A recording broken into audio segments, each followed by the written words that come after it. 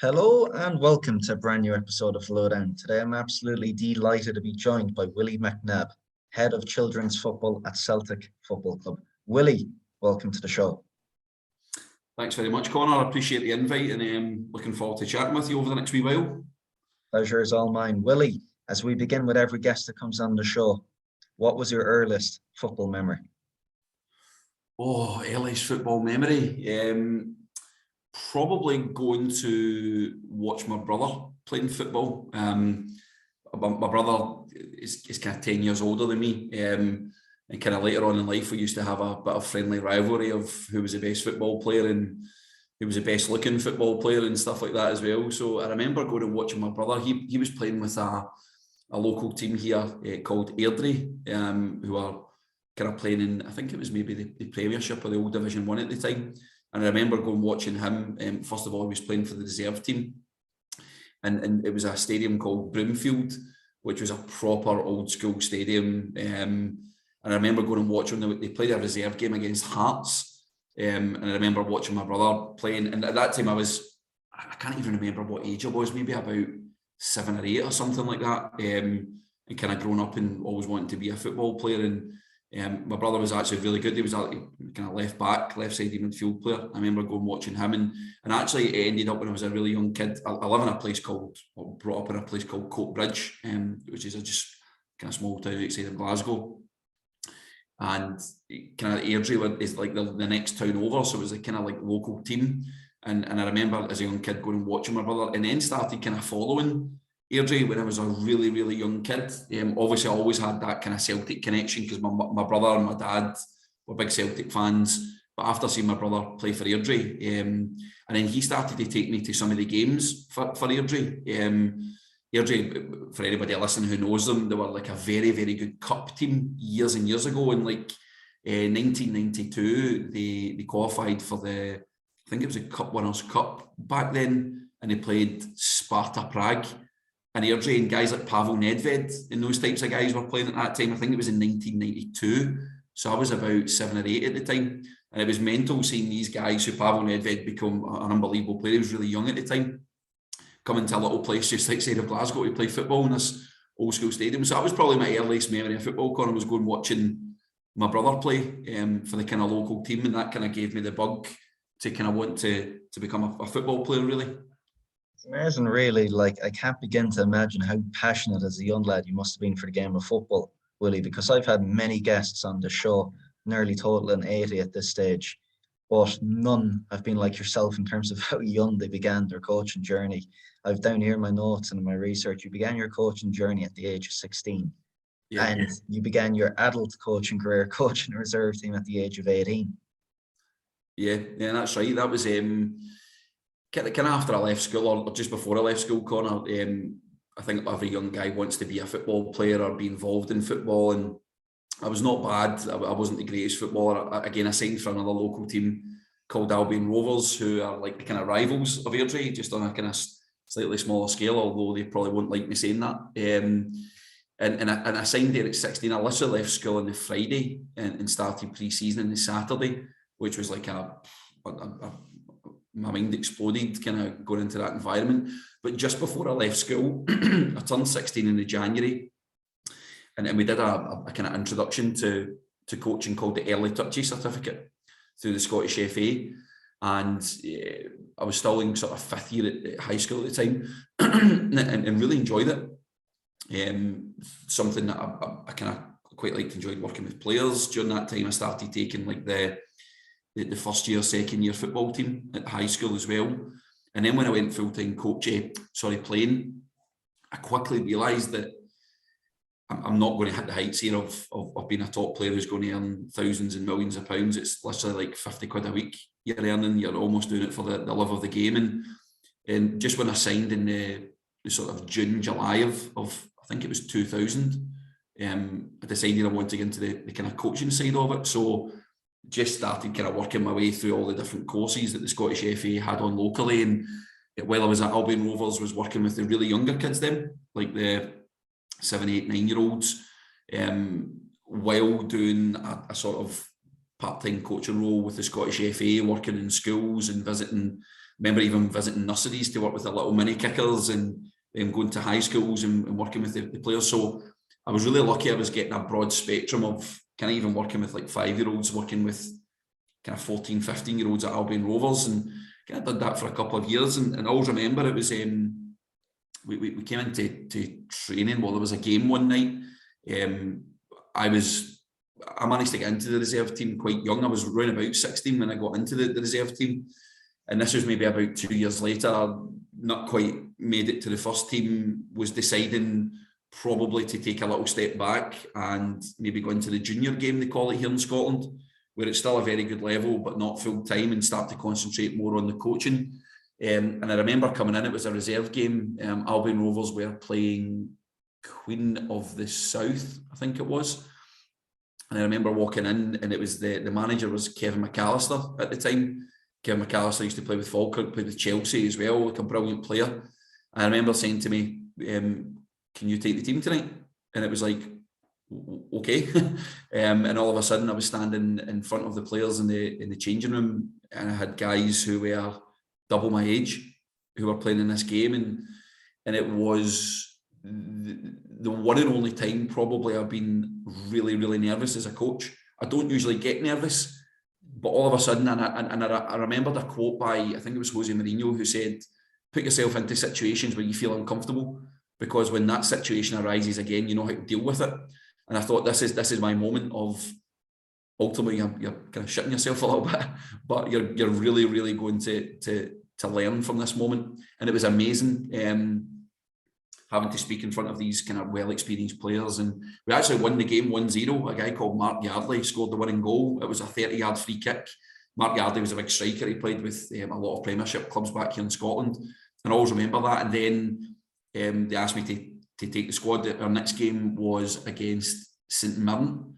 And the manager was a guy called Mixu Patalainen, who became the Hibernian first-team manager. And then my third game was against Airdrie, and the manager was Owen Coyle at the time. So it was amazing. I played these sort of 3 games, and I was up against these unbelievable, like guys like Owen Coyle, Mixu Patalainen had maybe stopped playing by that time and were maybe taking their early steps in the management side of it. But when you look at what they two have went on to achieve in the men's game, has been excellent. So when I look back on it, it's quite surreal. And it actually set me up really nicely for something that happened at Celtic. Sorry, Connor, I like to go off on little tangents at times. I remember Celtic were playing Fenerbahce in I think it was a Europa League. It was one of Kieran Tierney's first very European games. I remember he was playing against Robin van Persie in that game, and I think maybe even Nani was playing for Fenerbahce. And I got a phone call on the way back home from the head of youth at Celtic, Chris McCart, asking if me and the other coach, Greg Robertson, who we were working with the U16s at the time, if we could come into the training centre the next morning. And we went in, and he said to us, listen guys, I'd like you to take the reserve team for a training session. And we were like, the reserve team manager was off for a few days. And again, it took me back to all those years ago at Albion Rovers, and like fast forward, I think maybe at that point in time, it was like 10, 12 years later. You're thrust into this, but obviously at a much bigger level. At that point, it was guys like who were just kind of breaking through, like Mikey Johnson, Anthony Ralston. There was a guy called Dirk Borictor who was in the squad at the time as well, who we just signed from Ajax, who just scored against Real Madrid in the Bernabeu in the Champions League. So again, being in that environment when you're working with these types of players, but having known like Mikey Johnson, Anthony Ralston since we were like 7 or 8 years old, it was a different feeling that you had. But I actually drew on all those experiences. And it was only one session. It was only one session that I ever worked with them for, and myself and Greg, and it was another amazing experience. So yeah, I think working with even 3 and 4 year olds at mini kickers, to then 2-3 years later to be working with reserve team players and everything in between, kind of gave me that more rounded approach of maybe kind of approaching my own development as a coach as well moving forward. I think that's quite cool, Willie, that you can, get that back into the memory and speak about it with such clarity and detail and be so appreciative about it, because you're a guy that's been in the industry for 20 plus years now with hardly any brief hiatuses, not to mention. But like, there's a true appreciation of cutting your teeth at that level. And I think for me nowadays, when we look at the fast-paced modern era, which we'll speak about later on, it's really there that we're kind of falling short, is it? That inability of us as coaches to accurately reflect on past experiences.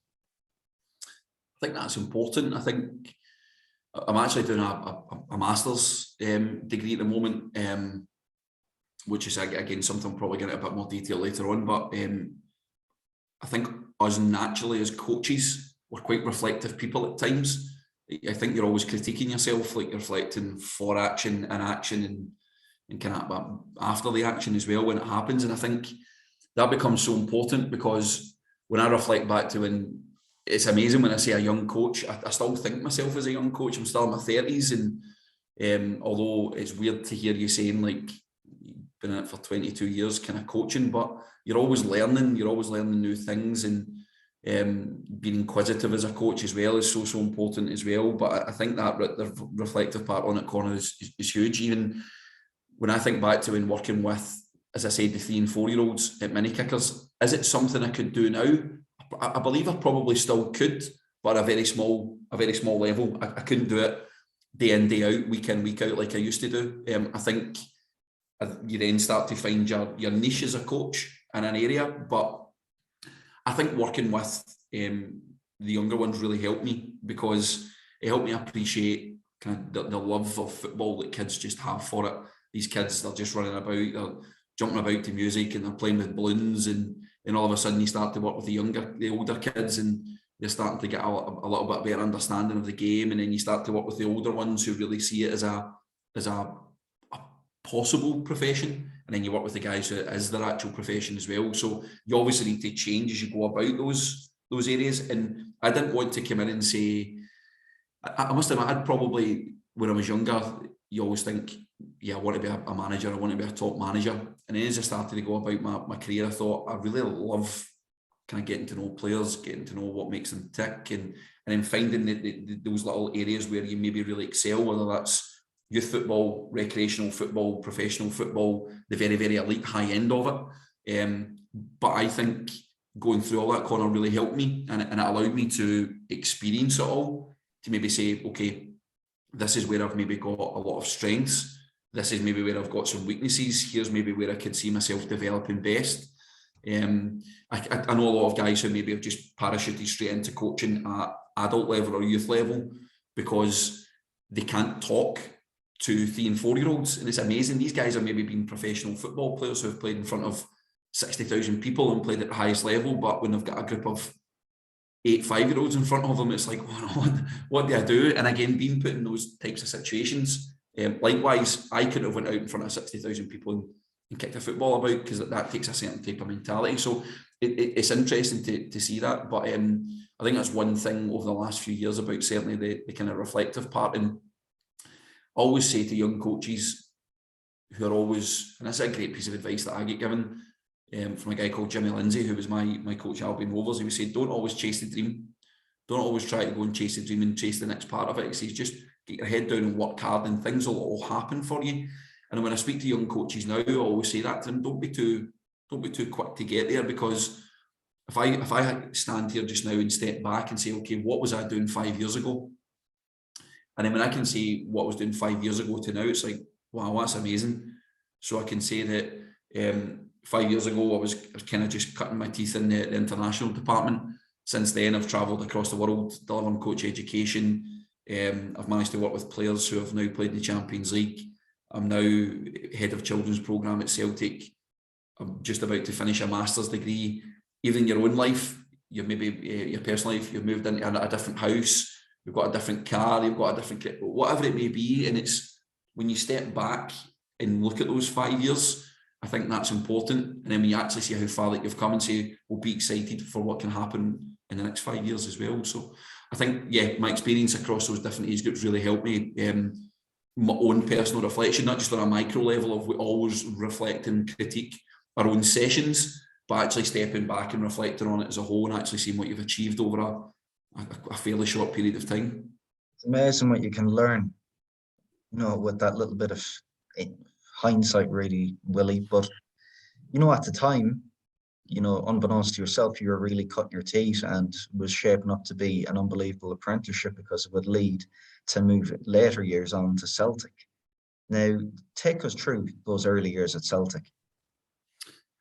It was actually, I remember being at Albion Rovers, and we had a few lads who did really, really well at the younger age groups who Celtic had kind of asked to go to their programme. And I was always of the opinion that if we can give kids a platform to go and work at a club like Celtic, then great, we're doing something really well. And someone actually said to me, they said, Willie, they're going to stop coming for the players and just come for the coach instead. And I thought, no chance. Again, as I said, growing up, being a Celtic fan, I always remember I'd left Albion Rovers and I'd went to Hearts. So I'd been at Hearts for about a season or just under a season, and we played Celtic one day. And I remember after the game, a guy called Martin Miller, who actually used to be the head of children's, had taken over from Martin a few years ago. Brilliant guy, brilliant coach, who asked to speak to me after the game. And I thought it was to have a go at me because we were having a bit of a ding-dong at the side of the pitch. Like the ball was going miles off the pitch and I was hiding the footballs because we were winning the game and stuff like that as well. And I thought he was going to have a little bit of a go at me. But we had a chat after the game and he offered me a job at Celtic. Well, he offered me a chance to come in and speak to him. So I went into Celtic Park. It was the very first time I'd actually been through the front doors at Celtic Park. Do you know, you're talking about having a vivid memory. I can always remember what I was wearing that day. I had kind of sort of spiky hair when I was younger. I wore a sort of pink checked shirt and sort of washed out jeans. Remember, this is early 2000s, Connor. Don't critique my style here. I always remember what I was wearing. I walked through the front door and I walked up. Who's the first person that I meet? Tommy Burns, who absolute legend of the club, former player, former manager. And he took me up the stairs. And as you go up the stairs at Celtic Park, there's another set of stairs that sort of take you into the director's box and out onto the pitch. He said, just up those stairs, son. We're meeting in a little room up there. Up you go. So I've kind of walked up and I'm standing there, I'm getting goosebumps thinking about it, in Celtic Park, and there's nobody in the place, and I'm just staring around, and it felt like 10 minutes, but I'm sure it was only 10 seconds. And then Tommy said, oh, Willie, I'm really sorry, it's this room here we're in. So right away, psychologically, he had me. I was coming to Celtic no matter what he said to me. And he took me down into a little room called the Seville Suite. I sat there and I met him and Martin. To this day, I still cannot remember what they said to me because I was just staring saying, that's Tommy Burns. Tommy Burns is speaking to me. All I know at the end of it, they offered me 2 jobs, which was to run their Central Scotland Development Centre and also come in and work with their U11s sort of academy team. Then from there, left Hearts, loved my time at Hearts, came to Celtic, and yeah, I was ended up working in the development centre for almost 12 to 14 years at the development centre. But even while I was taking the U17s at Celtic, I was still coaching the under 7s as well. So it was amazing. I loved the development centre. It was 1 session a week and I loved being in that. But yeah, the first couple of years I worked with the U11s, then I moved to U12s within the junior academy for the first sort of year and a half, 2 years, and then moved to U13s. and I stayed at U13s for a long time, maybe about 7 or 8 years, because I really enjoyed working with that age group because it was the transitional part where they were coming out of our junior academy, which is your sort of U12s down, into our intermediate academy, which is U13s, so sort of U16s, U17s. And it was the U13s was sort of bridging that gap. So moving them up into a different section of the academy, moving from 7-a-side to 11-a-side football. And because I'd worked with the younger kids for a few years, it was a good thing to help the transition of the players. And then we were working with the 2002 squad when they were U13s. Again, myself and Greg Robertson, and then we actually got the opportunity to take them from U13s all the way to U18s. So we worked with them every year. When we got to U17s, they moved full time and Greg worked with them, and then I stayed with the U17s. Actually, I was just watching a YouTube clip and I sent it to Greg yesterday, believe it or not. We played a tournament over at St Kevin's in Dublin, the Kevin's Cup. and we were playing Benfica and Deportivo, and there was guys in the team like Owen Moffat, Adam Montgomery, who have they appeared for the first team this year, Aaron Hickey, who's now playing in Serie A with Bologna, and Karamoko Dembele, who was in that team as well. And it was brilliant to see those kids, and then you can see that little pathway for them all that time. So yeah, my early years involved kind of working in the development centres at Celtic and with the sort of U11s and U12s, but at the same time, I was working with the Scottish FA. So I was what was classed as an assistant football development officer. So it was funded by the local council. So that allowed me a loophole that I wasn't fully employed by the Scottish FA so that I could work with a club. Because back then, if you worked for the FA, you couldn't work for a club, which was a bit baffling at times, but they've now since changed that. So I would work during the day, so I maybe seen more administrative side of things. So managing staff, managing programmes, putting things together, working with budgets, etc. And then kind of coaching in the evenings with Celtic. So I was probably maybe about 21, 22 at the time when I got that move. So I'd probably been coaching about 6 years by the time I got the chance to move over to Celtic. So not an overnight thing. Had to work extremely hard to get there, of working at Albion Rovers. Then I moved to Hibs for 6 months. And then I was at Hearts for 1 year before making that kind of step across into Celtic. But having the best of both worlds with the Scottish FA stuff and being on the field at night time. So I was very fortunate in that way. Don't get me wrong, working every hour and minute under the sun, but getting so much experience at the same time. Yeah, and there's no substitute for the experience. And it seems as though, over time, Willie, you made those roles your own, really, because it's only in the last few years you were appointed head of children's football at Celtic Football Club.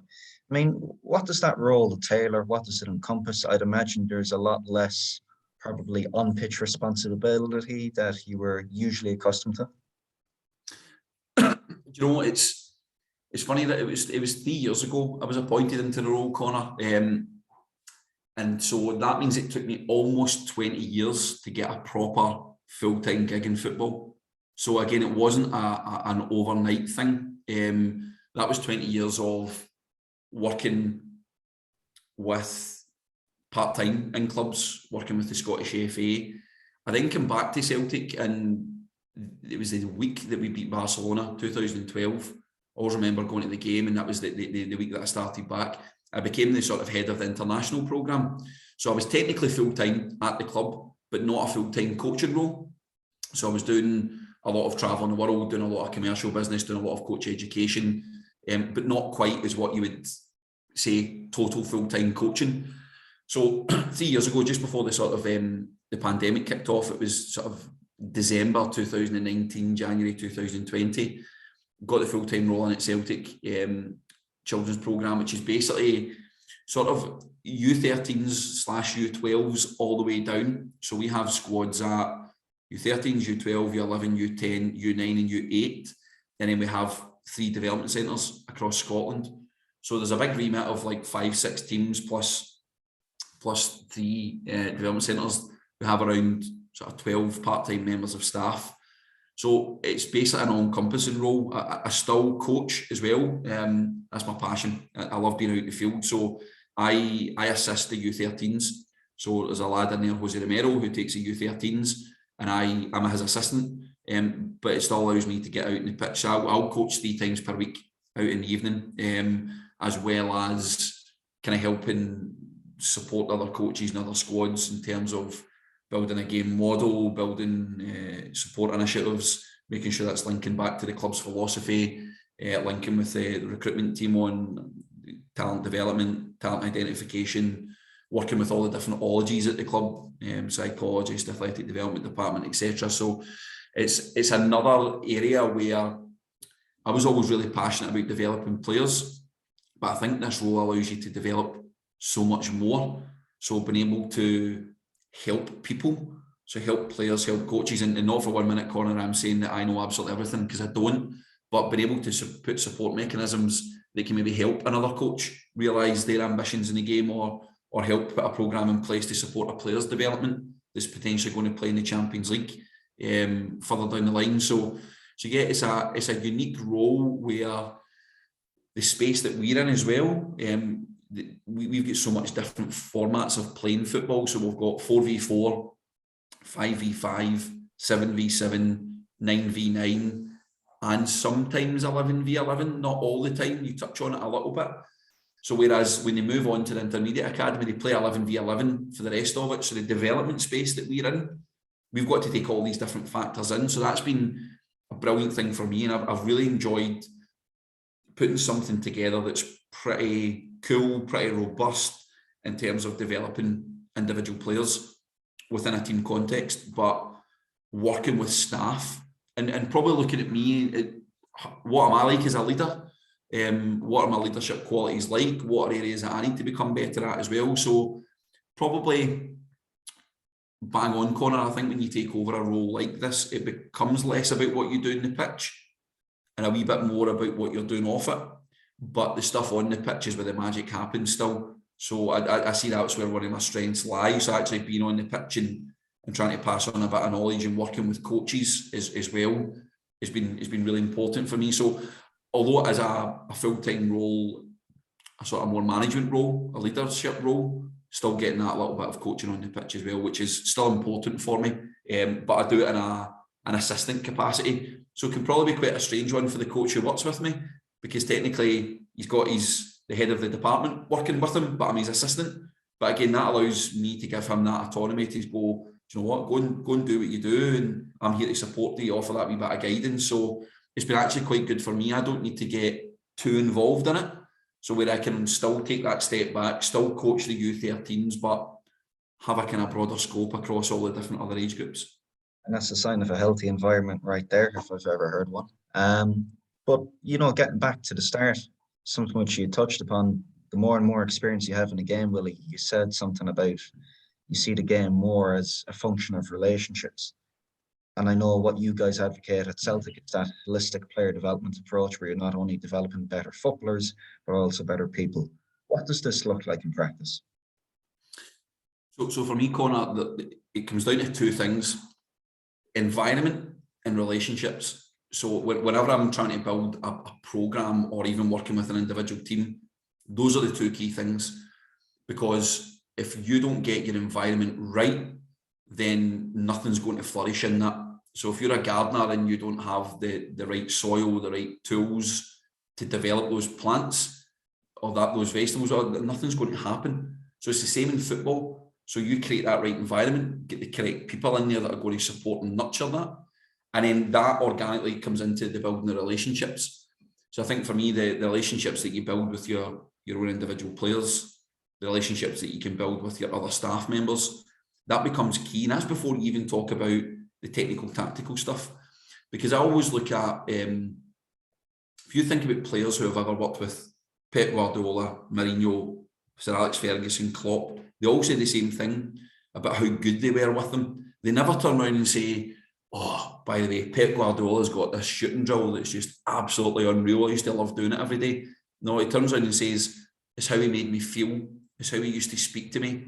And Brendan Rodgers was very much like that when he spoke to us in the academy and was at Celtic. He mentioned about building relationships with players and how you could see that on the pitch, how much more that he got out of his players. So in terms of creating that environment, for me, you need to walk the talk.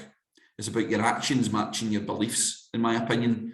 So a lot of people will say something, but they'll actually do something else. That's what I'm actually researching just now for my master's degree, is that what coaches say and do at training, do they actually do that in games?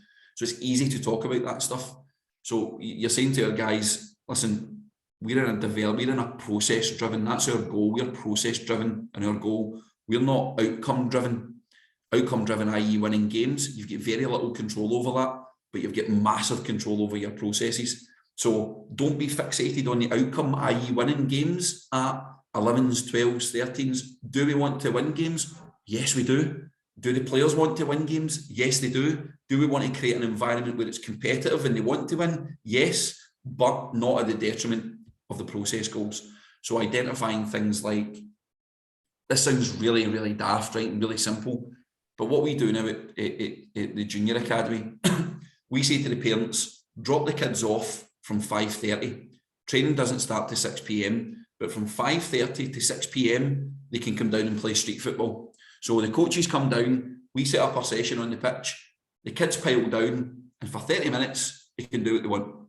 Genuinely, and I say to the coaches, no structure, don't set anything up, don't coach them. I says, what you can do is take part in the street football. Go and take part, because we all played street football when we were younger. And it was funny, the first couple of times we set it up, some of the coaches are like, oh, maybe we should set something up here and set something. I said, no, don't. I says, because they're in their house, they're structured. When they go to school, they get structure. When they're coming here, they get structure. So see, for half an hour, let's let them just be kids. And honestly, Connor, you should see how many kids turn up at 5:30. It's literally like the bingo's just come out. All these kids just come belting down to the pitch. And we bought them like big traffic cones you get at the side of the road.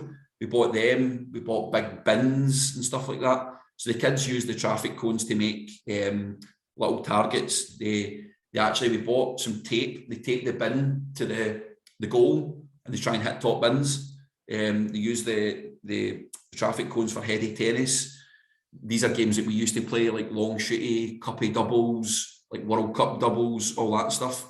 But we encourage the U10s to play with the U13s, for example. So when you come down, you'll see the kids, and they might even just be practicing penalties, free kicks, crossbar challenge. But I saw a 10-year-old kid chase a U13 all over the pitch because he was trying to get the ball off him, because he wanted to beat him in this game. And it just creates, and before you know it, people are laughing, people are joking. One of the kids was just about to score a goal, and the little under 10 clipped his heels, so he fell over, stole the ball off him and scored. And they're all laughing and having a joke. And that was one way of creating that environment. But also, I was really keen on creating a model environment where I think sometimes I don't see individual teams in the junior academy, Connor. I see a group of people, and that's coaches and players all pushing towards one vision. So on one evening on a Wednesday, we have our U10s, 11s, 12s and 13s. We have 4 squads in training. And in the past, sometimes what would happen is the coach would go and work with their group, they would go and work away, which is fine. He says, I want to bring everybody together. So what we do now is we do a position-specific evening. Now, we know that players will change positions as they go along their age groups, but what we do is we have defenders, centre mids, wide players and strikers, 4 areas of the pitch, 4 coaches, and we mix the players. So you've probably got anywhere between 10 and maybe 14, 15 players in each group, but from U10s all the way through to U13s. So we create a model group. So we have our U13 striker who's helping the U10 striker. The U10 striker is watching the U13 striker, looking at his habits, looking at how hard he's working, the different types of finishes, and you almost create that environment where they're learning from each other. And then when they go into the games, they talk to them. When they meet them outside of football, they know who they are. So when they're up at the changing room or in the car park, they're high-fiving each other, they're asking how each other are. But also the U13 coach, like Jose, gets to work with the U10 players. And the U10's coach gets to work with U12 players, for example. So you start to create a real learning environment. I must admit, the environment that was there before I took over was excellent. It needed just a little tweak on some stuff, but the staff that we have there are exceptional people. And we want kids and parents, when they come in, is just to fall in love with the environment and fall in love with the coach. Yeah, we've got a full sort of game model, game principle, philosophy of how we want to run things. And philosophy is an interesting thing as well, Connor. That's another tangent that you could easily go off of as well. That for me, the philosophy is not your X's and O's and what you're doing in your pitch. Your philosophy is your beliefs and your values, of your bedrock of what you do and how we build upon that as well. So saying, here's our values of commitment, respect, integrity. You have to go and show these as a coach and show these as a player. So we also have a thing called Player of the Week, where we create little FIFA cards for the players. They create a little emoji, so each player's got their own FIFA card. And then at the end of the week, the players get to vote for their Player of the Week. So it's not a coach-driven initiative, but the criteria is based on values. So who's the hardest working player? Who shows the most respect to their teammates? who helps around the place, and also who helps other players on the Wednesday night. So we've actually had players from the U13s vote for players from other teams. So, and then what we do is we have a newsletter every week. We put that player of the week and we celebrate that success. So we say, that's not the best player. That's not saying, oh, you're a magnificent player. We're actually saying, no, you're getting rewarded for your hard work and effort. So it goes back to that growth mindset of this is how we do things here. So I could talk for hours on that, but for me, if you had to drill down to it, it's your environment you create and the relationships that you build with your players and your parents. It's absolutely brilliant. I'm scribbling notes here like a maniac, Willie. And it's interesting too, the environment in many ways is doing the learning for you, or the teaching for you. And I always bring it back to one quote from Paco Cerullo, where he says football is a game of interactions, not actions. And with that sentence in mind, I suppose that links into my next point, where I heard you discuss in a previous podcast before, you don't believe in the word resilient. You believe in the word robust and creating robust players. What does that mean? I think it's players that can overcome challenge, Connor. It's a player who can be robust in the physical sense, who is willing to go and... I was watching our U9s and U10s play this morning before coming on this podcast, and just looking at me guys and saying, you have to compete. You have to want to go and compete. And if you get kicked, you need to get up and go again. I think there's a society of kids now that are, I don't want to say soft, but you just want to say, if you do get kicked in the game, just be a wee bit more robust. If you're feeling your legs a wee bit sore, that's fine. But do you know what? You're probably going to get kicked a lot in the games. Just get up and get on with it. But also overcome challenges that you may go through a wee rough patch. So you may get Osgoods or Severs because you're going through a growth spurt. How can you overcome that challenge and work your way through that to get back in with our support? You may find that your form's dipping a little bit. Maybe things aren't going quite right for you. How can you overcome that challenge? You might find that you're maybe not playing as much football in the team. Why is that? Can you overcome that wee challenge? So we've put some things in place in conjunction with a psychologist that we have a word of the month now. So for example, one of them was around like improvement, challenge, growing your brain. And we would always come back to that and basically just say to the players, how are you going to grow your brain today in training? And they would tell me. So that's another way of kind of cooperative learning at the start of the session. And then at the end of the session, we would ask them, how did you grow your brain? Or in the game, how did you grow your brain today? So that takes away from the focus of this, focusing on the outcome goals. But I just love, it was a discussion I had with one of our coaches. He's a sports scientist as well, and he was talking about the robustness of players from a physical standpoint, but also got me thinking about psychological aspects as well, and trying to say to the parents, development's it's not linear. It's not just going to go in a straight line. It's going to be up, it's going to be down, there's going to be peaks and troughs. You might find players that go that way for a long time, and then all of a sudden they get hit with a challenge. How do they deal with that challenge? And unfortunately, football's like that. Like in walks of life, Connor, you go for a job and you don't get the job. You need to be robust. How do you reflect and then become better at that? You maybe sit an exam and you don't pass it.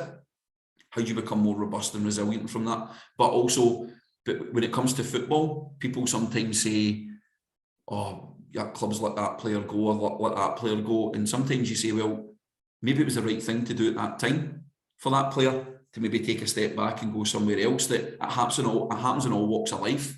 So actually trying to prepare them for that in football, for what may happen to them in their everyday life. They're going to have to, a lad said this to me yesterday actually, who I thought was bang on. You're going to have to compete for things in life. You have to compete for things, for jobs and these different types of things, getting into courses, what you want to do as a player. You need to have that robust approach. So probably two-pronged, physically robust, but also robust psychologically as well. And again, that goes back to your environment. How do you create an environment that's going to foster that robustness as well? Especially after the pandemic, I'm seeing a lot of kids who, for the first 6 months, maybe even longer, playing games, the weather takes a turn and they want to come off because it's too cold, it's too rainy. I'm like, you live in Scotland, so you're going to have to get on with it. But they spent the best part of 2 years indoors, and then they go outside and we're asking them to run 40 yards and press the ball, run another 20 yards and press the ball, and there's no effort there because they've just been not doing much recently. They've maybe been doing some one-to-one stuff, but actually having that physical challenge up against them. So we found that with our younger ones and just trying to get them to work a little bit harder. So yeah, probably looking at it from those two aspects of physically, psychologically being a wee bit more robust. Yes, and it's not only players that have to be robust and overcome these challenges and hurdles too. It's also coaches, Willie. And what I've seen a shift in the past few years, and something which I know you put on your LinkedIn and that sparked debate quite some time ago, was the debate whether should you have a certain coaching style or should you have a coaching strategy was adaptable and aligned with your environment around you. I mean, for me, over the years, what I've seen is you can be probably too fixated upon approach and negating what's in front of you, not being where your feet are on the ground. But what we've seen nowadays is we're seeing young coach developers, young coach educators coming through as well from academies and whatnot into that first team level where they're able to deal with the variety of moods and tantrums you might be able to encounter across the entire spectrum. 100%. And I think having a strategy to adopt in these different scenarios, and that becomes down to your emotional intelligence, I think, as well, Connor. There was an example of it just yesterday in one of our games that something happened with a player and your instant reaction is to react one way. But actually, when you step back and you say, right, okay, let's look at who it is who done it, the context of what's happened, and maybe some things away from football that may be affecting this player. And all of a sudden you adopt a different strategy of dealing with that player at that moment in time. Because if you maybe just have that one style, then it maybe wouldn't have been the right thing for that player at that point in time. But don't get me wrong, it'd be interesting if someone came along and watched your coach Connor and say, Connor's got a very unique style, or we can see his style of coaching, but how you can adapt to different scenarios. And I think you have to do that, especially the higher up you go, dealing with players, dealing with egos and dealing with different things. Guys, they're not happy, they're in the team, out the team. Doesn't happen as much with the younger ones, but what you do have to deal with parents at the younger age groups as well. So different strategies that you put across to them as well. So I've often wondered, do people come and watch me and say, well, he's got a certain style of how he coaches? And I hope they would, that there's certain things that maybe I'm positive, I'm well organised, maybe I give a degree of autonomy to the players. But the players then know if I'm not happy with certain things because I'll adopt a different way of approaching it in different scenarios. So it's a fascinating debate around coaching styles versus coaching strategies. If you'd have asked me a couple of years ago, I'd have probably said, yeah, I've got a certain coaching style. But I actually started to look into it a little bit more. I thought, do you know what? There is probably I've maybe got, if you want to call it, the guided discovery approach of setting something up, trying to guide the players with question and answers to a certain goal. But there'll be times where I'm quite direct and I'll say, do you need to do this? Or there'll be times where I maybe step all the way back and give them full autonomy. So if you're looking across the spectrum of coaching styles, I've probably went through 2 or 3 different styles there.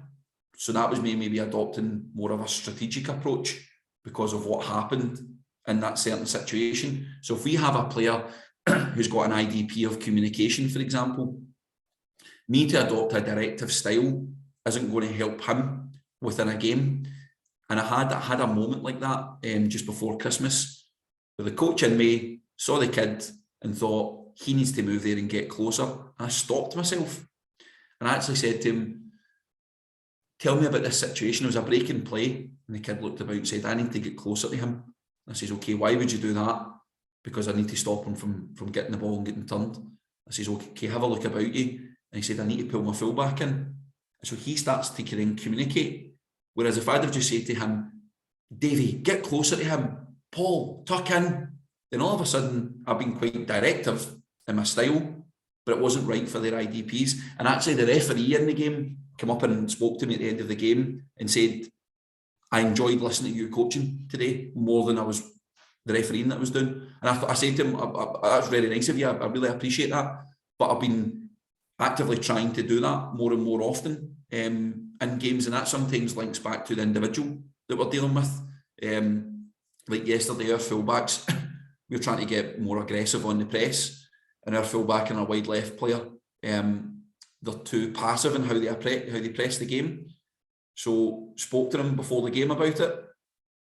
First 2 opportunities, I was on them about pressing, and then after that I stepped off them and they weren't doing it. So at half time I could then address that and say, why is it taking for me to be on you to do that? You then need to take ownership. And then all of a sudden they start doing it themselves within the game. Don't get me wrong, they're kids, so they do it for 10 minutes and then the next 20 minutes they forget about it. So that maybe means I need to adopt a different strategy within that. So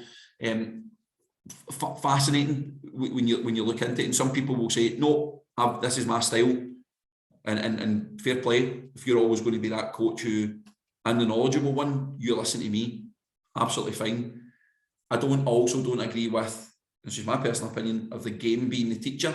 I think that's a bit of a cop-out, that you can just let the kids go and play. They do need some sort of instruction at some point. That's what they're here to do. We're here to guide them. But I love the autonomy side of it. I like players, even when it comes to skill acquisition as well, Connor, the sort of ecological approach of skill acquisition, where the players can interact with their environment and the task constraint that they have to come up with better decisions rather than an ideal technique of executing something. And that is, the research shows you that it's a slower process for development, but it sticks for longer out the other end. So for me, I'm in a development phase, so that type of skill acquisition fits perfectly. Whereas if you're at first team level, it's about getting results and getting victories, then the coach may want to take more of a directive style. Whereas I think the context that I'm sitting in, this is the preferred strategy that I've got. So I'm in no way an expert on that at all. It's just some of the stuff that I've been thinking and found. Actually, the more and more I watch coaches, you probably do go through coaching strategies, Connor, without probably knowing that you're doing it. Yeah. But if I've got coaches who are constantly doing the same thing, then I'm maybe saying you need to step back a little bit there. That if you can't approach that and talk to that player in that way, because you're not going to get anything out of them, and you're going to have a disgruntled parent in your hand, it's maybe about saying, do you know what? I maybe just bite my tongue a wee bit, adopt a different strategy, deal with that situation, and then it might be the next training session to say to him, Connor, the way that you acted in that situation, it can't happen again. Rather than you going and nailing that guy, and then you end up blowing a big out of proportion. So that again, maybe that comes with your expertise over the years of dealing with those situations. So it's yeah, I do. The more and more I looked at it, I probably do adopt coaching strategies, but I do believe that I have a preferred style, but sometimes need to change it depending on the situation I'm in. Brilliant answer. And it's curiosity, I suppose, to these wide-ranging debates that we'll never really have ever a definitive answer on. Willie, has probably set your mind to do the Masters. I mean, what has it been like being back in the classroom this season with everything you have on your plate at the moment? It's been transformational, Connor, doing this Masters. So I left school at 16, wanted to be a football player, and I've been in football, thank God, since then. And although I've not had any further or higher education courses, I've been through the youth licence, B licence, A licence, etc. I've had a very good grounding in that sense. But it was during the lockdown, and I thought, I really want to do something. Like, I genuinely, if I've got a bit of time here, got enrolled onto it, and excuse my language, then kind of shit myself a little bit. I went, oh no. I was like, I'm going to go on this Zoom call, and I'm going to be like Billy Madison. I'm going to be the oldest guy in this class, here with all the young guns who are bright as anything. Then I actually went in it, and there was such a diverse group of people. There was people older than me, younger than me, same age, different sports, different levels. And actually, when I took a step back, the experience that I had was greater than probably 95% of the people on the course. So I thought, I really want to draw on my own experience, but now maybe I have a more critical, academic, theoretical lens to look through things. So I remember doing my very first module and having to write like a 2,000 word essay, and like, how am I going to do this? I'm used to writing session plans with stickmen and little balls, and I have to deal with the referencing and citations and things. But quickly can I pick that up, and then I realised that the way that they'd structured the course, which was brilliant, was about being able to link everything back to your context.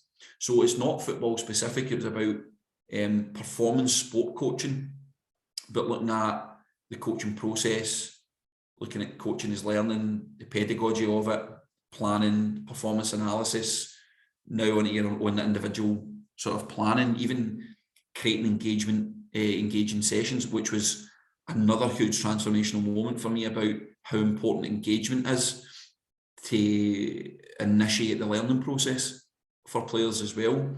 So it really has, I mean, the last 2 years have just been exceptional, but there have been some things that I've looked at and went, sounds good in theory, but actually probably doesn't work, because I'm just speaking from experience here.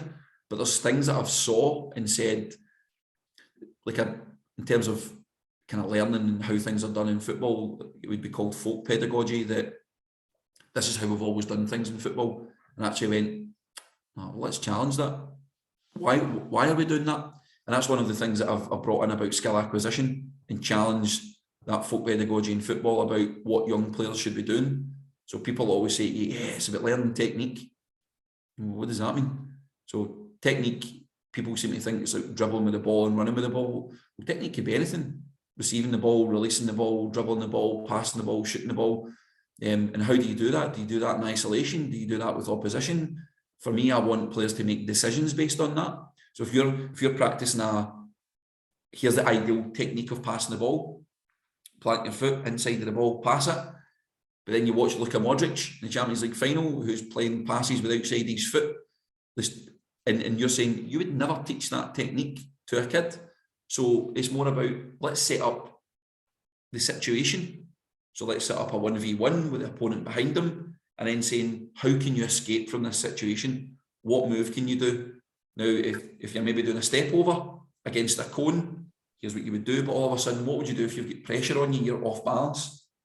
So that step over might look completely different, or the pass might be a toe poke. So it's maybe about putting the kids in those different situations where they can show that variability and how they go and approach things as well. So it's allowed me to be a wee bit more critical of my own practice. And I'll tell you something, I've fallen out with myself about 100 times during the course, because I've been like, this is really getting me thinking about what I've been doing.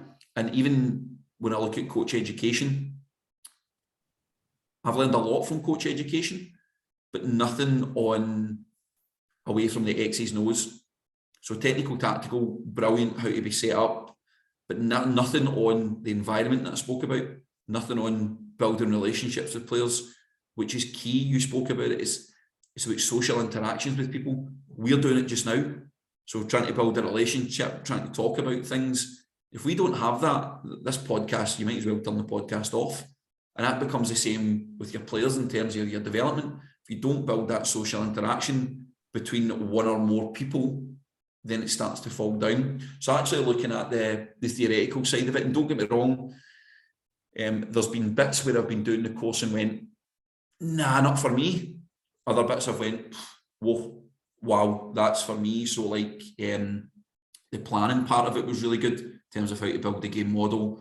Even look at the analysis, how about analysis can become such an important tool, but it can become such a deadly tool at the same time if not used in the right way. But for me, skill acquisition, engagement and learning, and environment creating and building relationships are like the 5 main things that I've taken from this and tried to put in. I mean, I now feel that I'm actively doing that more often. So I'm building a better relationship with my players. I'm getting to know them a wee bit.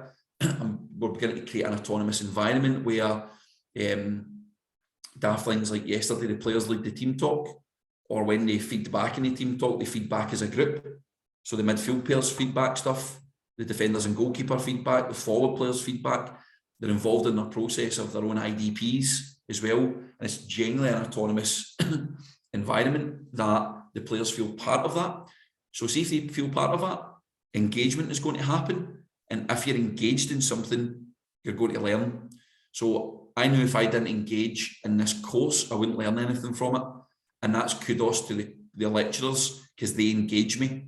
So it's like this here corner, if I came on and started talking, I probably am talking nonsense, but talking absolute nonsense, and you're not engaged in what I'm saying, you're probably saying, right, time to wrap this up. And that goes the same for the players. Like, get them engaged in what they want to do, get them engaged in the learning. That's ultimately, if you can prove to them, you're going to become a better person, you're going to become a better player for this, here's why it's important, rather than just box ticking, in my opinion. So yeah, I would thoroughly recommend going on these types of courses. I'm so glad that I did. Somebody asked me, do you wish you'd have done it when you were younger?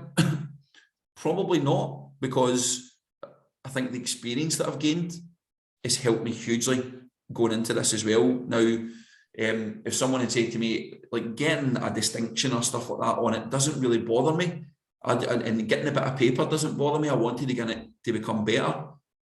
But my last few modules, basically, if I hit something like a 68 or a 70% in my final one, I can get a distinction. So all of a sudden I'm going, 2 years ago, I thought I was going to be Billy Madison. Now I could be coming out this with a distinction, and I'm fully engaged in this process.